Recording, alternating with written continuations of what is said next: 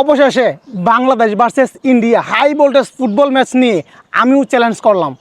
কি ভাবতেছেন কি চ্যালেঞ্জ? আমি মাথা নেড়া করার চ্যালেঞ্জ করব না, এবং আমি দুধ দিয়ে গোসল করার চ্যালেঞ্জও করব না। কি ভাবতেছেন ভিক্ষা করব? না, ভিক্ষা করার চ্যালেঞ্জও করব না, কান ধরে উঠবসের চ্যালেঞ্জও আমি করব না। আমি যদি ভারতীয় ক্রিকেট টিম এই শক্তিশালী বাংলাদেশকে 25শে মার্চ সন্ধ্যা 7:30 বাজে ফুটবল ম্যাচে যদি হারাতে পারে, তাহলে আমি 297 পিস 297 পিস কাঁচামরিচ আমি একটা একটা করে আপনাদের সামনে খাবো, এবং এটাই বাস্তব। তো এখন অনেক ইন্ডিয়ার অডিয়েন্স মনে মনে খুশি যে 297 পিস কাঁচামরিচ তোর খাওয়াই লাগবে হৃদয় 100%। এত খুশি হওয়ার দরকার নাই, এত খুশি হওয়ার লাভও নাই, কারণ এই শক্তিশালী বাংলাদেশ ফুটবল টিমে কে আছে?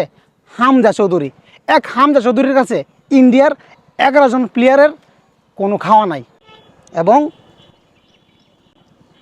এটাই বাস্তব।